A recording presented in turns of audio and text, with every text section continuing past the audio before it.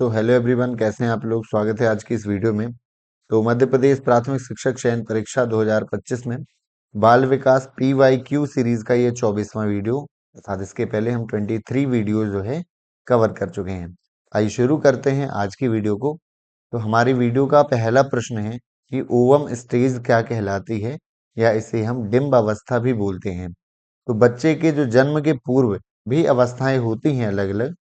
ये जो ovum stage होती है, ऐसे कॉन्सेप्शन स्टेज से लेकर के जो 2 सप्ताह तक, यानी जो गर्भधारण की अवस्था से लेकर के आपका 14 दिन तक जो अवस्था कहलाती है, ये आपकी ओवम स्टेज कहलाती है।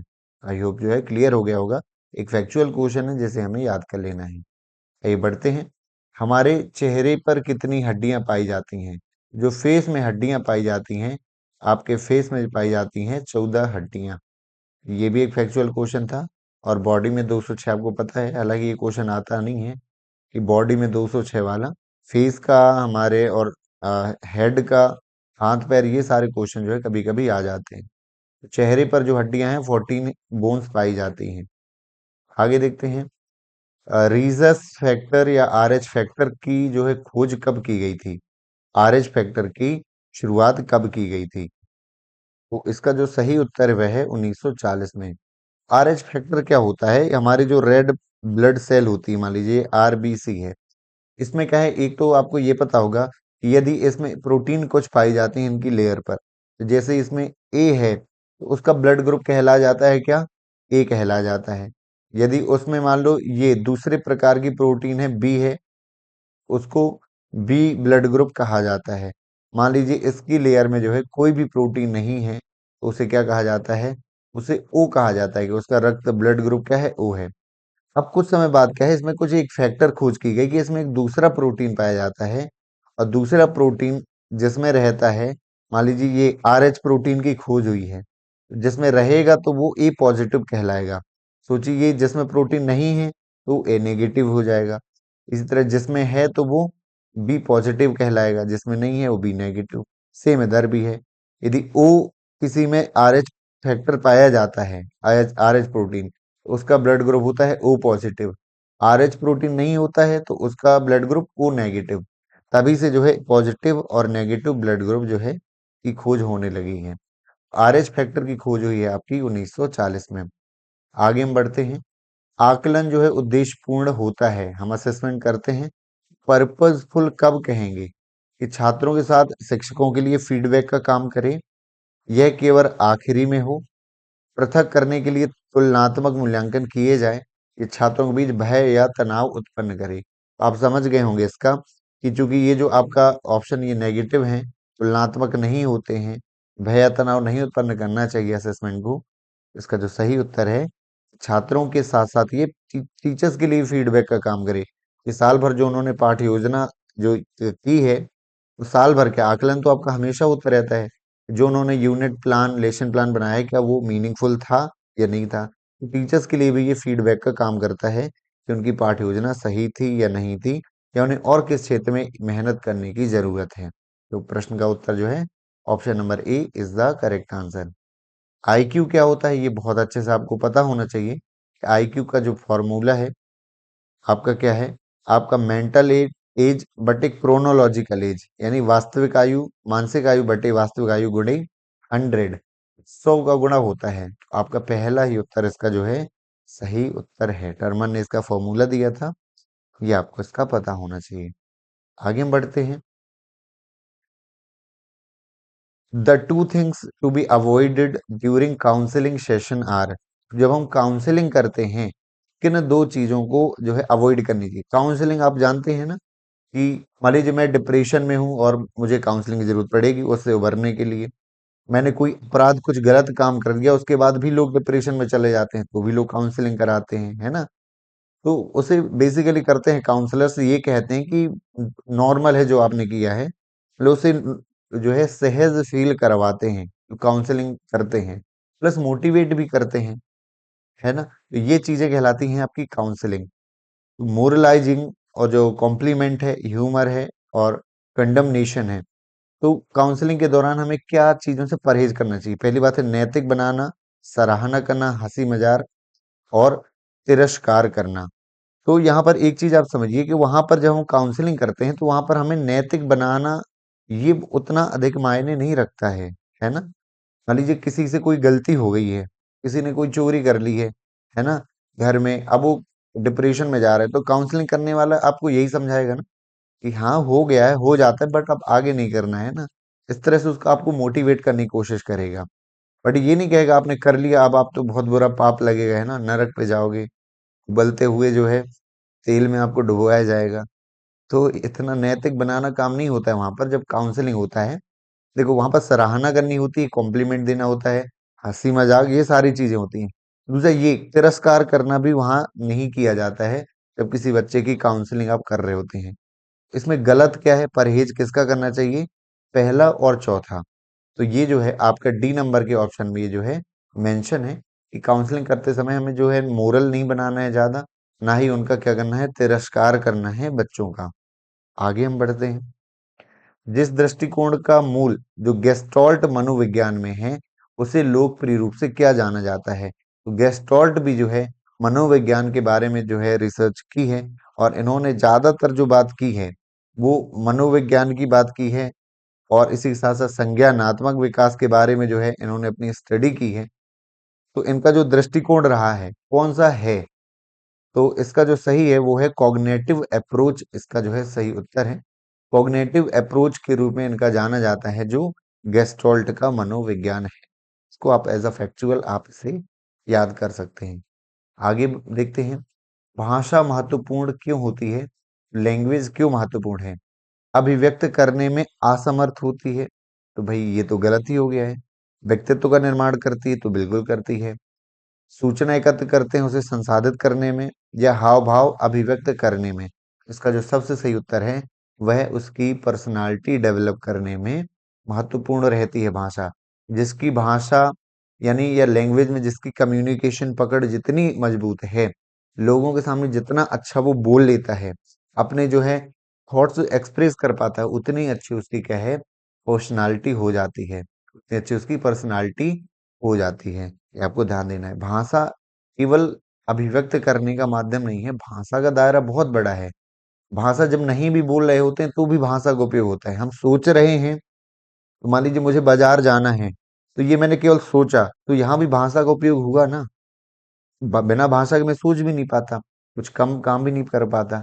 इवन इसे लर्निंग टूल भी माना जाता है कि हमें सीखने के लिए भी एक भाषा चाहिए। भाषा का दायरा बहुत बड़ा है। यहाँ पर जो भाषा का उत्तर है जो है आपका ऑप्शन नंबर बी जो है करेक्ट आंसर है इसका। आगे हम बढ़ते हैं। समूह बुद्धि परीक्षण के लिए अच्छा तर्क क्या है।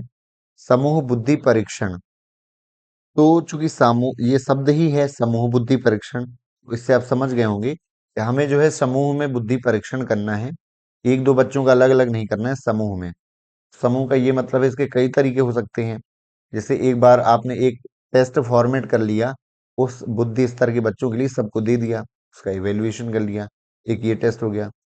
ये अमेरिका, वैसे तो अमेरिका ने शुरू किया था जब वर्ल्ड वॉर हो रहा था, तो वहां सेना की क्या कमी पड़ गई थी, अब अचानक से सेना को भर्ती करना है, टेस्ट कराएंगे। इससे अच्छा उन्होंने आईक्यू टेस्ट लिया है सामूहिक, और वहां पर ग्रुप बना बना के उन्हें चित्रों के द्वारा ये जो है सिचुएशन ये दी गई हैं, ग्रुप में टेस्ट लिया था। इससे होता क्या है, वैसे ये जो चौथा नंबर का ऑप्शन जो है सबसे कम खर्चीला तरीका है।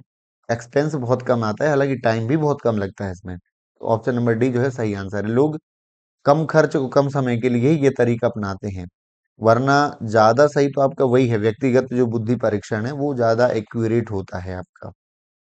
बाकी कम तनाव होता है व्यक्तिगत परीक्षण की तुलना में। तनाव की बात तो नहीं है इसमें, कम खर्चीला और समय कम लगता है, तनाव तो उसमें तनाव थोड़ी आएगा उसमें करने में।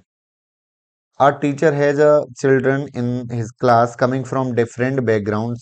तो अलग अलग बैकग्राउंड से बच्चे आ जा रहे हैं। उसने ऑब्जर्व किया कि there are misconceptions about life style among some of them, what should the teacher do. तो अलग अलग पृष्ठभूमि से बच्चे आ रहे हैं, है ना।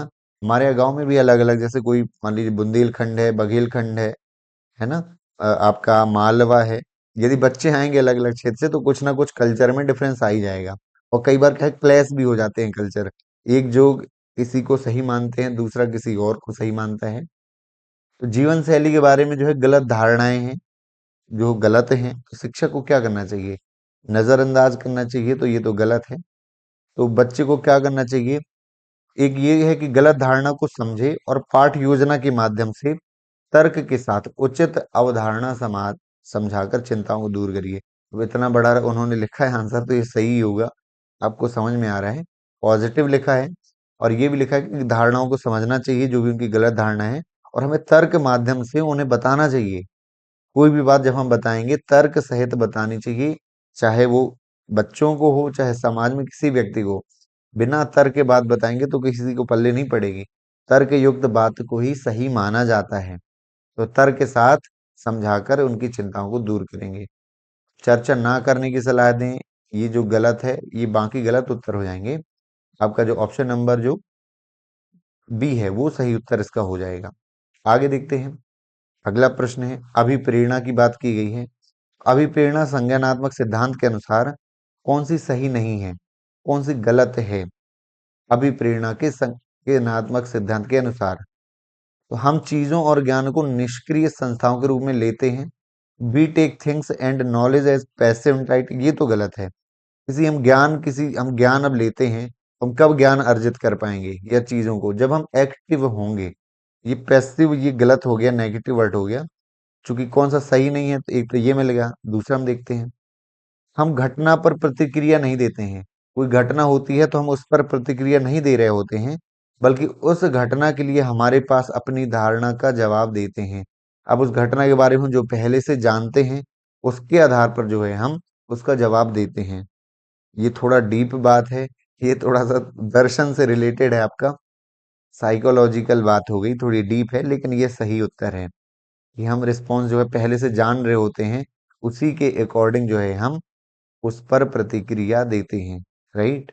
इसका जो है सही उत्तर हो जाएगा ऑप्शन नंबर वन। की कौन सा सही नहीं है भाई? केवल ए नंबर का जो है सही नहीं है। और यदि आपको नहीं आया तो एक बार और आप पढ़ लेंगे तो आ जाएगा समझ में। आगे देखते हैं, निम्नलिखित में से किस मामले में अधिगम अधिक प्रभावी है? चार आपके ऑप्शन है, किन में से जो है लर्निंग सबसे अच्छी होगी? जब विद्यार्थी जो है आंतरिक रूप से प्रेरित होगा, मिल गया सही उत्तर। जब सबसे ज्यादा तब हमारी लर्निंग होती है जब इंटरनली या इंस्टिंक्टिवली जो है मोटिवेटेड हम फील करते हैं। आंतरिक रूप से जो मोटिवेटेड होते हैं, उसका क्या मतलब होता है कि जब हम काम किसी बाह्य प्रेरणा से नहीं करते हैं, किसी पुरस्कार इनाम ये ध्यान में हम नहीं रखते हैं। हम कब काम करते हैं? जब हमारा इंटरेस्ट का वैसे रहता है, हमारी रुचि का रहता है, और जो काम करने में हमें क्या है, संतोष मिलता है, वो हम काम करते हैं। उसको हम कहते हैं आंतरिक अभिप्रेरणा। तो उसी में सबसे ज्यादा क्या होता है? अधिगम आपका होता है। बाकी बाह्य रूप, इनाम और प्रसन्न होना, ये इसका सही उत्तर नहीं है। आपका ऑप्शन नंबर वन जो है करेक्ट आंसर है। बच्चे की माप 32 से 34 इंच के बीच में कब होती है? थोड़ा सा टफ क्वेश्चन है, इतना डीप नहीं पूछना चाहिए। फैक्ट आया है तो थोड़ा हमें पढ़ना पड़ेगा। इंच का पता होगा कि 1 इंच में 2.5 सेंटीमीटर होते हैं।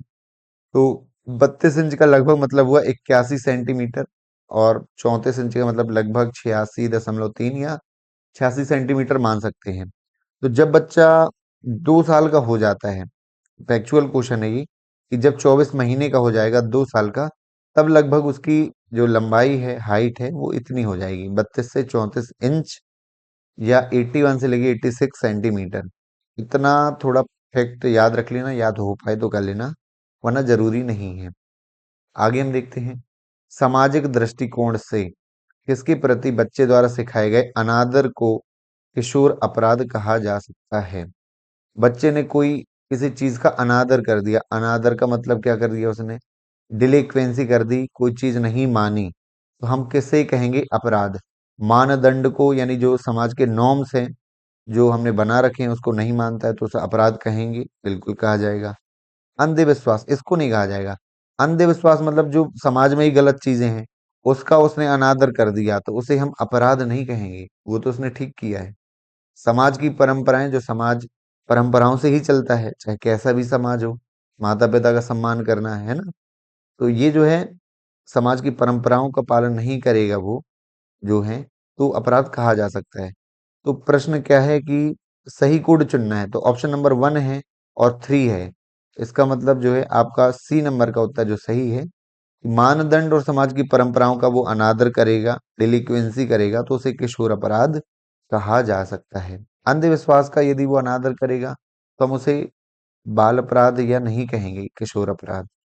आगे हम बढ़ते हैं। कौन सा कारण है कुछ बच्चों के शिक्षा के अवसर नहीं मिलता है? किस कारण से जो है शिक्षा के अवसर नहीं मिलते हैं? शिक्षा में पृथक्करण की प्रथा, शिक्षा से अलग हो जाना, पृथक्करण मतलब समझ गए ना, कि आप पढ़ रहे हैं 8 क्लास से आपने ड्रॉप आउट ले लिया, वो पृथक हो गए फिर शिक्षा से। स्कूल जाने की उम्र में स्कूल ना जा पाना, तो देखो दोनों ही उत्तर इसके सही हैं। सी नंबर सही उत्तर है कि शिक्षा के अवसर नहीं मिले, या तो पृथक्करण हो गया उसका, सेग्रेशन हो गया एजुकेशन से, या वो स्कूल की जब उसकी उम्र थी तो वो स्कूल गए ही नहीं। इसका जो सही उत्तर है वह है आपका ऑप्शन नंबर सी। आगे हम बढ़ते हैं। संज्ञानात्मक अक्षमता का उपयोग पुराने शब्दावली को बदलने के लिए किया जाता है। तो संज्ञानात्मक अक्षमता किसे कहेंगे? संज्ञानात्मक पता है ना आपको, मानसिक विकास जो हमारी पढ़ाई लिखाई से संबंधित रहता है। तो मानसिक विकलांगता या मानसिक अशक्तता, तो जो हमारी मेंटल रिटार्डेशन है और मेंटली हैंडीकैप्ड है, दोनों ही आपका संज्ञानात्मक अक्षमता के अंतर्गत आता है। पहले इसको मानसिक विकलांगता या मानसिक अशक्तता बोला जाता है, थोड़ा थोड़ा डिफरेंस है इनमें। अब जो है इनको संज्ञानात्मक अक्षमता या कॉग्निटिव डिसेबिलिटी बोला जाता है। तो दोनों ही उत्तर इसके क्या हैं? सही उत्तर है हमारे। आगे हम बढ़ जाते हैं। सीखने की कठिनाइयों को भाषा की समझ या किसी विशेष भाषा में उच्चारण में समस्याओं के लिए जिम्मेदार ठहराया जा सकता है। अब किसी बच्चे को भाषा सीखने में कठिनाई हो रही है तो कौन सा है उसके अंतर्गत रोग? डिसलेक्सिया है, डिस्प्रेक्सिया, ये आपको पता है क्या कहा जाता है? डिस्फेजिया। आपका डिस्फेजिया है। भाषा को सीखने से संबंधित जो विकार है वो आपका क्या कहलाता है? आपका डिस्फेजिया कहलाता है, ये आपको अच्छे से पता है। कैलकुली आपको पता है आपका, कैलकुलेशन मैथ से संबंधित, ये जो है पढ़ने से संबंधित है आपका। तो डिस्फेजिया सही उत्तर है। आगे देखते हैं। मीड का जो सिद्धांत है, मैं और मुझे, आई एंड मी जो सिद्धांत है, इसके बारे में कौन सा जो है गलत है? कौन सा जो है गलत है? मैं और मुझे को एक ही चरण के रूप में मानना, तो देखो यही गलत है, उन्होंने इसे अलग अलग बताया है, एक नहीं माना है। मैं और मुझे अलग अलग चीजें हैं।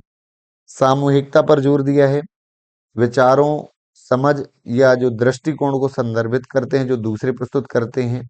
मैं जो है हम दूसरों को प्रस्तुत करते हैं, मुझे जो है जो दूसरों से प्रभावित होते हैं। तो देखिए थोड़ा सा आप इसे ध्यान से समझेंगे।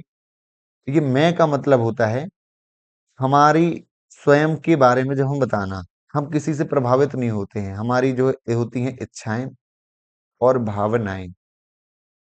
तो मैं का संबंध होता है हमारी इच्छाएं और भावनाओं से। मान लीजिए मुझे गुस्सा आ रहा है तो गुस्सा आपने प्रकट कर दिया कहीं, आपकी इच्छा और भावना हो गई। आपको हंसी आ रही है, हंस दिया आपने, है ना? तो ये आपका खुद से प्रभावित होता है। क्या लिखा है? हम दूसरों को प्रस्तुत करते हैं, वो क्या है? मैं है। और मुझे यानी मी किसे कहेंगे? मुझे वर्ड जो उन्होंने प्रस्तुत किया है, किसने? मीड जो मनोवैज्ञानिक है, वो ये बताया है कि मुझे हमेशा हम दूसरों से प्रभावित होते हैं, कि समाज के जो मानदंड हैं, समाज की अपेक्षाएं हैं और समाज की जो परंपराएं हैं, है ना? आप क्लास में बैठे हैं, बहुत जो है एक सीरियस जो मैटर चल रहा है, कोई लेक्चर चल रहा है, अब आपको आ रही बहुत तेज हंसी। मैं मतलब है, मैं कह रहा है आपका कि आपका इच्छा है कि हंसना चाहिए, लेकिन आप फिर भी नहीं हंसते। भाई रोकता कौन है? ये जो मुझे वर्ड है, ये समाज के मानदंड परंपराएं ये प्रभावित करती हैं। यही क्या लिखा है?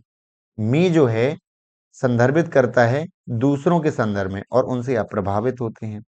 कोई भी काम आप करते हैं या जिन पर आपका दूसरों पर प्रभाव पड़ता है, आपके डिसीजन में, आपके कामों पर, समाज का, वो कहलाता है आपका मी, यानी मुझे। और मैं क्या है? जो आपकी समान इच्छाएं या भावनाएं हैं। आई होप जो है आप समझ गए होंगे। बढ़ते हैं अगले प्रश्न की ओर। जीन प्याजे का कहना है कि संज्ञानात्मक विकास के अगले चरण में आंदोलन के लिए, आंदोलन वर्ड ये गलत है, आयोग ने अलग दिया है। आंदोलन को मूवमेंट लिखा है। मूवमेंट मतलब शिफ्ट करना, एक स्थिति से आप दूसरी स्टेज में पहुंच गए। तो अगले चरण में आप पहुंचने के लिए अनुभव के साथ बातचीत के कुछ हद तक परिपक्वता आवश्यक है। यानी एज बताई है ना कि 0 से 2 इयर्स तक आपकी सेंसरी मोटर है। अब आप आगे जाएंगे तो 2 से 7 तक आपकी पूर्व संक्रियात्मक है। तो ये जो है परिपक्वता जो है आपकी जैविक परिपक्वता भी आपकी क्या है, शिफ्ट होती है। फिर से आप पढ़ेंगे कि संज्ञानात्मक विकास के अगले चरण में शिफ्ट के लिए अनुभव के साथ साथ बातचीत के कुछ हद तक परिपक्वता आवश्यक है। इसका अर्थ क्या है कि जैविक परिपक्वता, बायोलॉजिकल जो है परिपक्वता, ये आयोग ने इसका जो है उत्तर दिया है। आगे देखते हैं। और यहाँ पर जो है समावेशन या ये एसिमिलेशन उसे कहते हैं जब हम पुराने अनुभवों को जो है अगले चरण के लिए अनुभव के साथ बातचीत की कुछ हद तक परिपक्वता आवश्यक है। यहाँ परिपक्वता वर्ड की बात की है तो जैविक परिपक्वता कहती है। एसिमिलेशन उसे कहते हैं हम जब पुरानी चीज सीखते जाते हैं, नए को ऐड करते जाते हैं, वो एसिमिलेशन कहलाता है। रविन्द्रनाथ टैगोर की प्रगतिशील शिक्षा, रविन्द्रनाथ टैगोर ने बताया है प्रगतिशील शिक्षा के बारे में, तो कौन सा उनका जो है कथन नहीं है। अक्सर हमें पता चल जाता है कि जो थोड़ा नेगेटिव रहता है। दृष्टिकोण का अच्छा हिस्सा आसान और मजेदार रवैया है, हो सकता है। आधुनिक शैक्षणिक व्यवस्था को आंखों और कानों के माध्यम से इनपुट देना चाहिए। उतनी उन्होंने आधुनिक शिक्षा व्यवस्था की बात नहीं की है, उन्होंने थोड़ा नेचुरल, नेचर के आसपास जो है व्यवस्था, शिक्षा व्यवस्था होनी चाहिए, प्रकृति के द्वारा सीखना। थोड़ा सा बी जो है ये गलत उत्तर है। आगे जो है आविष्कारशील रचनात्मक ऊर्जाओं का जो है अभ्यास होना चाहिए। शिक्षा प्रकृति के निकट होनी चाहिए, प्रकृति की उन्होंने बात की है। तो कौन सा नहीं है, तो ऑप्शन नंबर जो बी है उसका करेक्ट आंसर नहीं है। आगे हम बढ़ते हैं। बुद्धि लब्धि जो आईक्यू होता है, एक वक्र बनाया जाए तो घंटाकार वक्र होता है। आईक्यू जब हम देखते हैं एक वक्र होता है और एक, इसे कोई अलग नाम नहीं दिया जाता है, सामान्य वक्र ही कहा जाता है। पता नहीं पूछ लिया है, फिर भी इसे, इसका सही उत्तर जो आयोग ने भी माना है, सामान्य वक्र कहा जाता है जब यदि आईक्यू को हम डिस्ट्रीब्यूट करें उसमें वक्र में। आगे देखते हैं। कौन सा बच्चों के विकास की अवस्था है। बच्चों के विकास की अवस्था आपने जीन पियाजे की देखी है। पोस्ट ऑपरेशनल तो है नहीं है इसमें, संक्रियात्मक, इनफॉर्मल, तो इसकी जो सेंसरी मोटर स्टेज है ये एक अवस्था बताई है संज्ञानात्मक विकास की, 0 से 2 इयर्स की। अब देखो ये एक अवस्था तो ये है, बाकी अवस्थाओं की बात करें, जो 4 अवस्थाएं बताई हैं जीन पियाजे ने, एक तो संवेदी गामा या सेंसरी मोटर स्टेज हो गई। दूसरी स्टेज जो कहलाती है पूर्व संक्रियात्मक अवस्था, क्या है, पूर्व संक्रियात्मक अवस्था 2 से आपकी 7 साल तक रहती है। हम बात करें तीसरी स्टेज की, तो तीसरी स्टेज जो है आपकी मूर्त संक्रियात्मक अवस्था। मूर्त संक्रियात्मक को कंक्रीट स्टेज भी कहा जाता है, इसमें कहीं ऑप्शन में नहीं था आपका। और जो चौथी स्टेज है आपकी, वो आपकी अमूर्त हो गई। कौन सी, अमूर्त संक्रियात्मक अवस्था, इसको फॉर्मल ऑपरेशनल स्टेज भी कहते हैं। फॉर्मल ऑपरेशनल स्टेज, ये 12 वर्ष से ज्यादा की उम्र में रहती है, ये आपकी 7 से 12 वर्ष तक रहती है। ये 4 अवस्थाएं बताई हैं, आपको पता होगा, पढ़ा रखा है आपने। आगे हम बढ़ जाते हैं। भाषाई अल्पसंख्यक के विद्यार्थी के साथ प्रेक्षित व्यवहार परिवर्तन का कौन सा भाषा सिद्धांत पुष्टि करता है। तो कई बार जो है इस तरह के आते हैं, ये थोड़ा सा टफ कैटेगरी का क्वेश्चन है। ये जो सिद्धांत हैं, भाषाई अल्पसंख्यक यानी अल्पसंख्यक है किसी भाषा में, जो कम लोग बोलते हैं उसको, प्रेक्षित व्यवहार परिवर्तन जो होते हैं, हमारे व्यवहार में परिवर्तन आता है किसी भाषा बोलने में, कौन सा सिद्धांत ऐसा कहता है। तो एक ये सिद्धांत है आपका सपिर वोर्फ सिद्धांत। सपिर वोर्फ एक थ्योरी है जो ये व्यवहार परिवर्तन का सिद्धांत की पुष्टि करता है। और इनकी बात करें कि जो सपिर वोर सिद्धांत है, यह सिद्धांत जो है भाषा और हमारे जो विचार हैं इसके बीच जो है संबंध बताता है कि संबंध किस प्रकार से भाषा और हमारे विचार पर रहता है। भाषा हमारे विचारों को भी प्रभावित करती है, हमारी सोच को भी क्या है, आकार देती है, प्लस हमारे व्यवहार में भी परिवर्तन लाती है। यदि हम, भाषा हमारी अच्छी है, हम अच्छी इनरिच भाषा का प्रयोग करते हैं, तो हमारे जरूर व्यक्तित्व में प्लस व्यवहार में जो है परिवर्तन आता है। तो ये सिद्धांत थोड़ा बड़ा भी है, थोड़ा सा आप समझ गए होंगे। भाषा भाषा और विचार के बीच जो संबंध बताता है आपका सपिर वोर्फ सिद्धांत जो है बताता है। हम आगे बढ़ते हैं। एक बच्चे में कौन सा एक बच्चे के बहिर तंत्र के अंतर्गत आता है। एक्सो सिस्टम, एक रहता है इको सिस्टम, उसके अंतर्गत माता पिता, शिक्षक, मित्र, उसका विद्यालय आता है।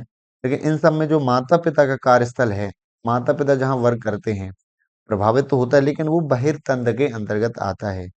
ये बाहरी तंत्र कहलाता है, जो माता पिता का कार्य स्थल है। हम आगे बढ़ते हैं।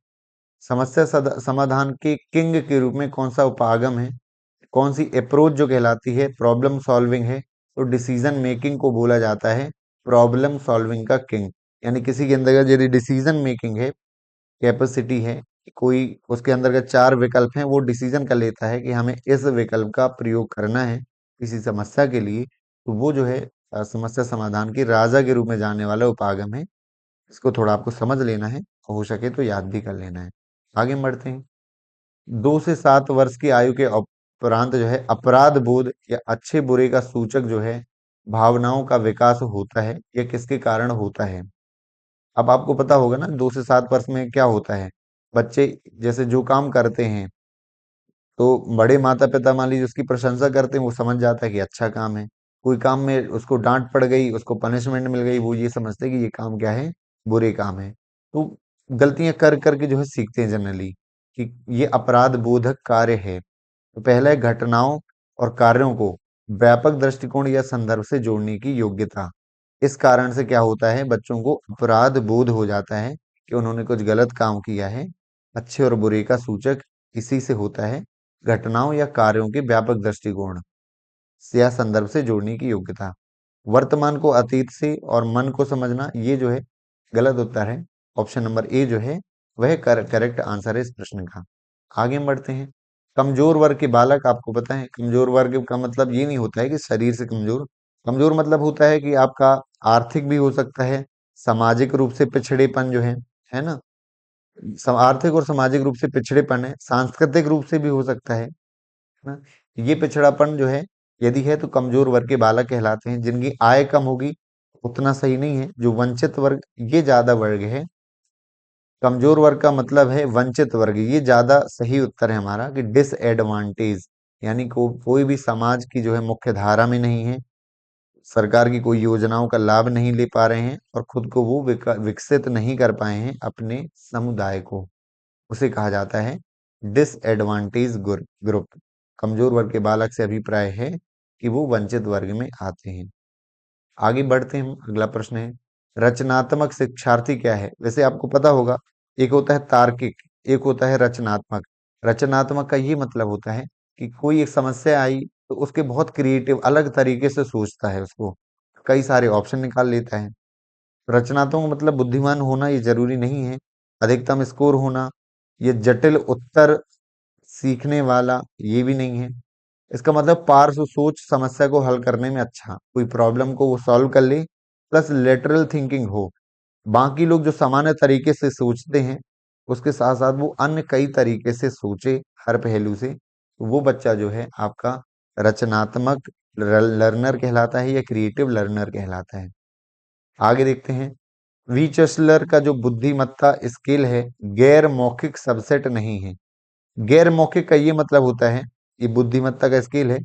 गैर मौखिक मतलब है जहाँ हमें मुंह यानी मौखिक मौखिक और लेखन का यूज ना करना पड़े। तो यहाँ पर क्या है, नहीं है मतलब हमें जो चित्र पूर्ण करना, कोई पिक्चर बना रहे हैं तो हमें इसमें तो लिखना पड़ेगा ना।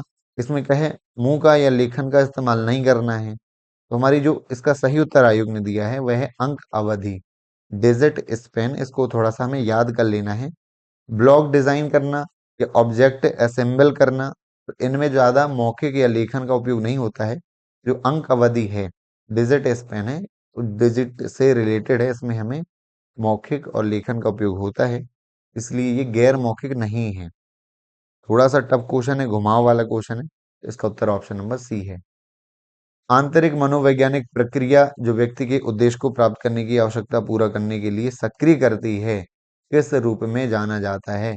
आंतरिक मनोवैज्ञानिक प्रक्रिया है, अंदर से हमें मिलता है कि हमें कोई काम करना है, हमें मोटिवेट करता है अंदर से कि हमें ये काम करना है, हमारी आवश्यकता की पूर्ति करनी है हमें, तो हम किस रूप में जानते हैं। तो इस प्रश्न का उत्तर जो है आपसे बन जाएगा। और हम चलते हैं पिछले पुराने प्रश्न पत्र में। तो ये था कि बच्चे के भाषा के विकास के लिए क्या आवश्यक है। तो ज्यादातर लोगों ने जो इसका सही उत्तर दिया है कि विचारों को व्यक्त करना, गतिविधियां आयोजित करना, अभ्यास करना। ये सब चीजें जो है किसी भाषा के बच्चे के विकास के लिए आवश्यक हैं। आई होप जो है आपकी अच्छे से लर्निंग हो रही होगी और जो है आप बहुत कुछ सीख रहे होंगे और ये वीडियो जो मैं बनाता हूँ आपके लिए हेल्पफुल है। Thank you so much for watching this video. मिलते हैं अगली वीडियो में।